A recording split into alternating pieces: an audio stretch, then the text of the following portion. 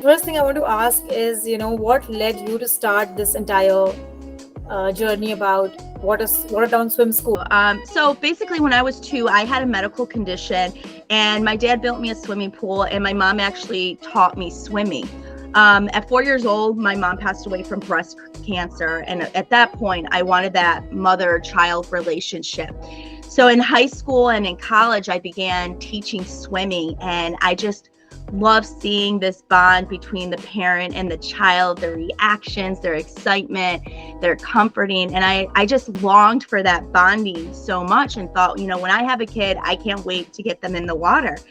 And sure enough, when I became a mother, it was like, as for every parent, the most glorious and joyful experience. Like, there's no more pure love than a mother and her child. And swimming is just one of those experiences that we see their confidence. We comfort them. It is such a euphoric experience. But beyond that, as I told you, my mom passed away when I was 4, and that was so painful. I cannot imagine the pain of losing a child, especially to something as preventable as swimming. And this is a life skill that will continue on and on. And when I saw what was there in India of, okay, the kid is older, drop them off at the pool, here's a kickboard, here are some floaties, I was like, this is just so unfair. This is so unfair to the child's psychology and emotions. It's so unfair kids grow so quick. Don't lose those bonding experiences we have as a parent. I know there's so many services there in India, but this is one thing that you want to be a part of as a good mom. Yeah. Thank you so much for bringing that up, actually, Maria, because, back in India, I actually don't see many schools for swimming, at least for toddlers. Like, my child is 2-year-old, and I don't think a lot of people talk about swimming here, though I see a lot of videos online, which in like other countries, but not so much in India. So I think, and like you rightly said, it's a life skill, right? Mm-hmm. So I would love to have my toddler learn that life skill as early as possible. Which brings me to the next question, which is about, at what age can a child learn swimming, or at what age should a child learn how to swim? It's a great question. A few things to think about here. There's water safety, and then there's actually strokes. So water safety needs to start immediately. We get kids in the water at 4 months of age, but that's more to develop their cognitive and motor skills. At 18 months, kids should be swimming across the pool and rolling onto their back to scream for help if they're average development. But water safety starts much earlier. The fact that your child should not enter the bathtub or even like those big buckets that I see in India, or a beach or swimming pool, without turning to you and asking for permission first. But we need to establish that water is very dangerous. It is very fun, but it is very dangerous. So personally, kids that are in early swim lessons tend to have higher vocabulary. We get a lot of pediatricians that send patients to us, preemies that need lung development. So there are so many other benefits other than just learning the strokes that come with it. But typically, here you'll see kids at 4 months, 6 months starting swim lessons, and they'll continue on for years until they develop those strokes. But I'd say the earliest you can get them in, as long as it's a high quality teacher, otherwise, get that bonding experience by getting them in the water. They spent 9 months growing in our womb in the water, so let's get them back into the water. Okay. So let's say you don't have the facility around you. Like, as a mother, I'm asking if there are several mothers who must be listening to this. Now, if they don't have some good trainer around them, can they do something to teach water safety at home? And if yes, I love this. Yes. Yeah. Absolutely. So as I mentioned, the first thing is letting them know they never enter water without asking that permission, especially for those who have multiple kids. They're both young. It just gets to be too complicated. I hate sharing this story, but I love sharing this story. There was a family last summer. They went to the American Embassy School in Delhi. And if anyone knows that school, it's 25 lakhs a year. They went down to Sri Lanka, and they had the nanny, the mom, the dad. The mom was American, dad was Indian, and the nanny, and they all thought someone else was watching the child. That child is no longer with us, drowned in the pool at their Airbnb because everyone thought someone else was watching it. This is a family that had everything to offer their child, all these possibilities. And because of 20 seconds of negligence, this child is gone. So Right. just keeping that awareness there. And then I don't know, this must be kind of culturally accepted in India to not get water on their face when they take a bath. Because I have one family that bought like a hat that was like Yes, this. yes, Okay, so you know this. yes. And another family that wore goggles in the Goggles. bathtub. We gotta, oh, see, look at this. You know this. We gotta stop that. So I have a baby doll Oh, here, and what we okay. would do is actually let them know that we're going to pour water on them. So I would say, Dolly, ready, go. And I might start here down at the arms, Dolly, ready, go. And I'd pour a little bit on her arm, Dolly, ready, go. I'd pour it on her back, Dolly, ready, go. And then I would pour it on her head. Don't get into this habit of acting like water is so bad for their eyes. That in itself will be very helpful. If you have a bathtub that's big enough, then I would get them used to being on their back, getting on their back and just having their ears in the water. So just gently putting your hands under their head and keeping them in the water like this. Because if they ever fall into the water, getting onto their back, it doesn't matter if their arm is in the water, if their legs, if their belly, even if their, head here is in the water. We just need to make sure this mouth and nose is out so they can scream and breathe. So those are a few quick little ideas to do that. Let them, if they don't have any access to a swim teacher. What we do here is like, yeah, we ourselves feel that, oh, what if the water gets into their eyes? Will they be uncomfortable? What if it gets into their mouth? But Right. like you said rightly, I think we should let them experience that so they know it's normal and it's something which is doable. So those are some Right. great tips, Maria. So moving on, what I also wanted to check with you is like, I think this is more about water safety, is what I understand, than just swimming. Swimming is just one of the aspects. And of course, if they learn how to swim, they can always protect themselves. Right. Now, is it important for a mother to learn swimming for the child to be able to learn? Or any parent that matters? Yeah, my students in India, their parents don't know swimming. There's no problem with that. I mean, we teach classes in 4 feet depth because we need to be able to hold the baby or hold the toddler, hold the 5-year-old, 4-year-old in the pool. So for our specific classes, it's not important, but you just want to make sure you're not putting your fear onto the child, because they feel our energy, they feel our love, they can feel our anger, they can feel our fear. So just don't put that fear onto your child if you're going into the water. Now, if you don't know swimming, make sure you check out that pool. Most of the pools, though, that I've seen in India are 4 feet or less. You don't really see many diving pools, but just confirm that, because things can look shallower than what they are, and you don't want to go down and then lose the ground and you're holding your child. So make sure you check out that pool and then go in the pool safely. And I mean, ideally you wouldn't swim alone. I mean, with just you and your child, there would be somebody else there that could scream for help, but you do not. I mean, most of our parents don't know swimming, and when they come to us, their 18-month-old learns swimming. Wow. So, what is the youngest age you've seen a child swim, like really swim, on its own? We see like a 6-month-old that can swim 6 feet, and then if the steps are low, they'll climb out of the pool, but they're not rolling onto their back yet. We'll have 18-months-old and all the time swimming across pools and rolling over onto their back. And Okay. I'm just curious to know, like, do you also give them those support, like while you're teaching them to swim? Do they also have those floating no. instruments with them, or is it just without No. anything? I am adamantly against floaties. One, it develops a false sense of security. 2, it develops this crutch for them that they think they can only swim because they have these floaties on. So let's say initially for kicking, we have these giant mats. I think they're maybe like 4 by 6 feet or 3 by 4, 5 feet, something like this.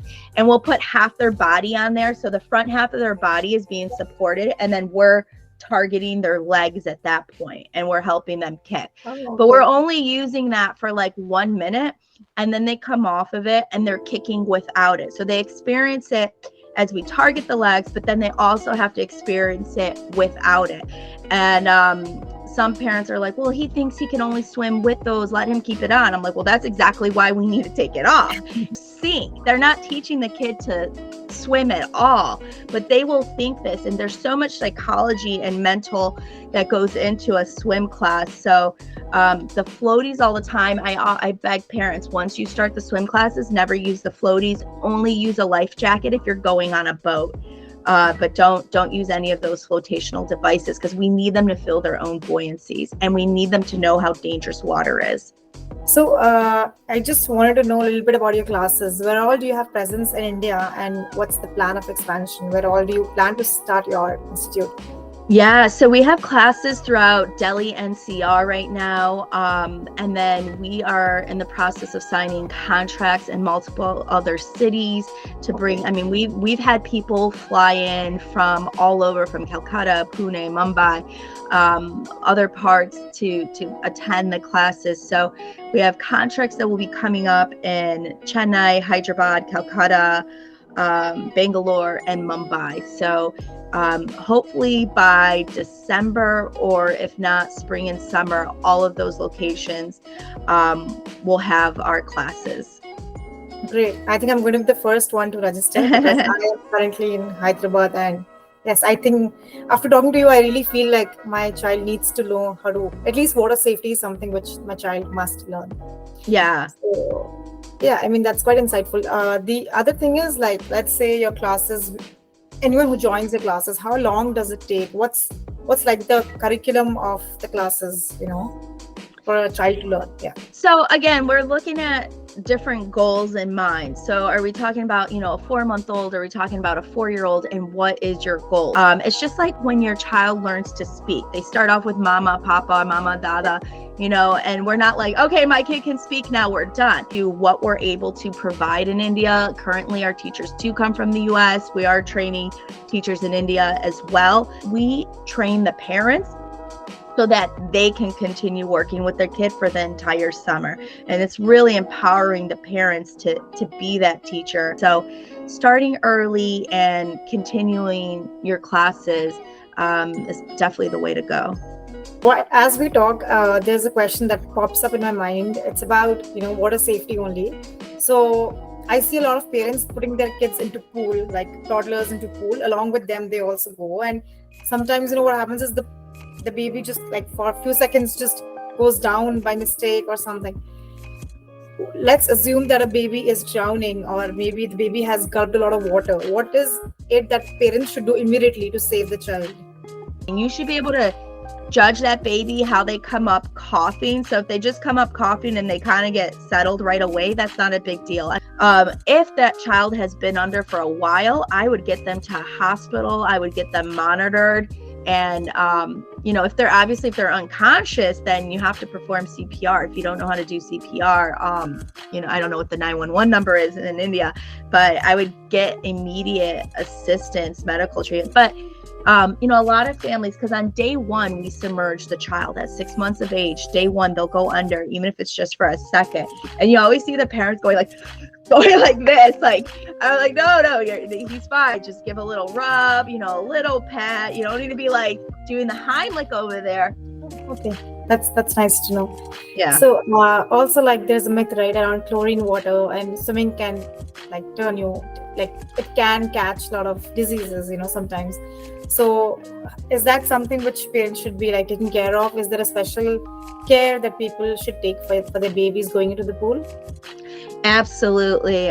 What I've noticed while we were in India, testing even 5-star hotels or these luxury apartment complex where the houses are like 10 crores, they over chlorinate like crazy. They just dump the chlorine in there by mugs because chlorine is just so cheap. And we don't want to over chlorinate. I always keep the chlorine at the very minimum that it needs to be. And if that means like checking it more frequently, that's what I do, because we don't want that we don't want their eyes to start burning. So I would get one of those cheap testing kits. They're maybe 1,000 rupees, 2,000 rupees, and just check the pH and the chlorine.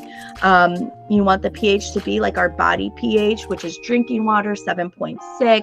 And when you get these testing kits, they're super easy to use, but pretty accurate. Like even when we go to these companies that test water, they will use those same testing kits, and these are, you know, businesses generating millions of dollars each year. They'll use those same testing kits. But yeah, make sure, and then look at the pool. You shouldn't feel anything slimy. It should be clear like a bathtub. You obviously shouldn't see any algae, otherwise the pH is off. It hasn't been chlorinated properly. But don't assume just because it's a 5-star hotel that the water is clean. So yeah, I think Maria, those are all the questions I had from my end, and I think it was really insightful. I think, in fact, for me myself as a mother, right, I would immediately want him to start a swimming class, but of course with the right expert. So I'll wait for Water Down Swim to start here in Hyderabad, and yeah, that's all I had. But it was great talking to you, and I got to know really some very good insights about swimming. Yeah, absolutely. I am looking forward to, you know, providing these classes there, and, you know, and thank you to you that you take the time to get this information out to parents. Okay. I just wanted to ask one last thing. Is it Sure. like anybody can swim, or do you need any prerequisite for swimming, or is it like any child can swim? Any child could swim. We even take in children with autism. We've taken in blind, deaf, Down syndrome. We've taken in all types of children, and they can all learn. Of course, everyone's learning ability is a little different, but you know, we train everybody to work with children that have gone through various medical conditions. And in fact, because of, you know, water is so easy on the joints, it's really like a sport that everybody could be in. It really is beneficial.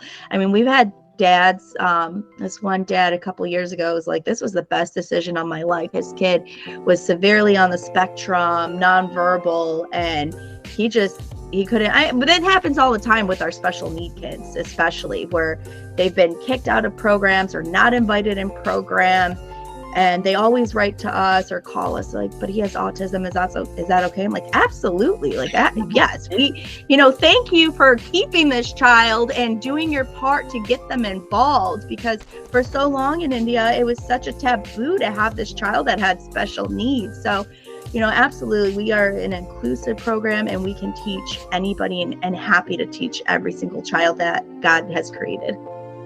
Wonderful, wonderful, Maria. That's really, you know, nice to know. That's all I had. Thank you so much. Thank you so much, and, you know, let us know if you need anything else from us. Sure.